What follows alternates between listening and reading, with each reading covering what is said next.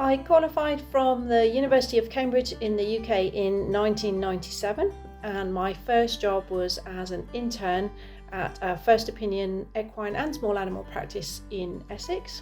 I was meant to do that job for 12 months, but after 6 months, one of the first opinion equine vets left and I was offered their job. So I changed from being the intern to being an actual proper vet, as it were, and was on the road being a first opinion ambulatory vet for the next 2.5 years. So having spent 3 years in first opinion practice, I wanted to specialise further. So I joined the Royal Veterinary College and undertook a 3-year residency in equine medicine. At the end of my residency, I continued the research project that I'd started during the residency and managed to continue that to gain a PhD in equine endotoxemia. At the beginning of 2005, I was then made a lecturer in equine medicine at the Royal Veterinary College, and I have been there ever since and gradually have been promoted from lecturer to senior lecturer and am currently a reader in equine medicine.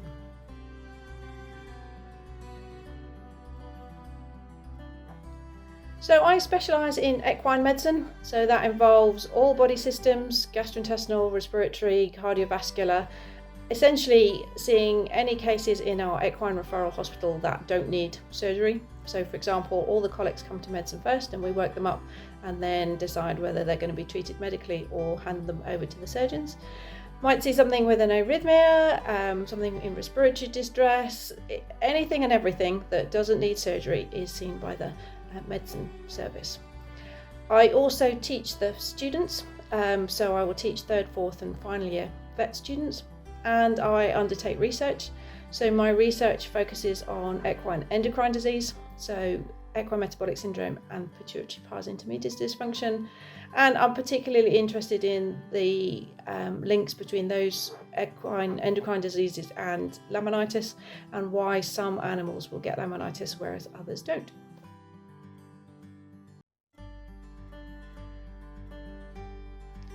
I've provided content for Vetlexicon on a variety of different equine medicine topics, covering all body systems that you can think of, and it might be the owner fact sheets, it might be the general information sheets that are applicable for vets in practice, providing some sort of photos, videos, etc. So any content that's relevant to equine medicine I've either provided or updated.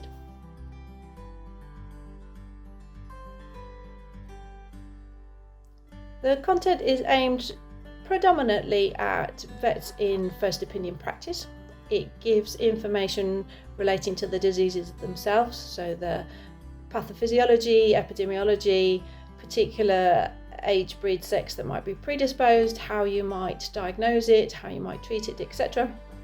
There are also topics related to how you do specific diagnostic tests, for example, how you might perform a tracheal wash, transtracheal wash, bronchoalveolar lavage if you're dealing with a lower respiratory tract case. There is also content aimed at owners, but it is for first opinion vets to give to owners as fact sheets. And there are also then some photos and videos that help put the more factual details into context.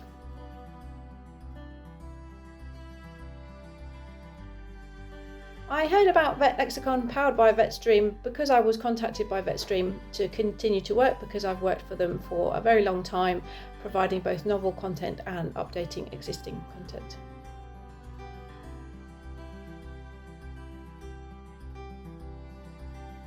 The most unusual cases that I've dealt with come from dealing with Whipsnade Zoo, because the Royal Veterinary College has links with ZSL, the Zoological Society of London, so sometimes we get asked to consult on cases with them.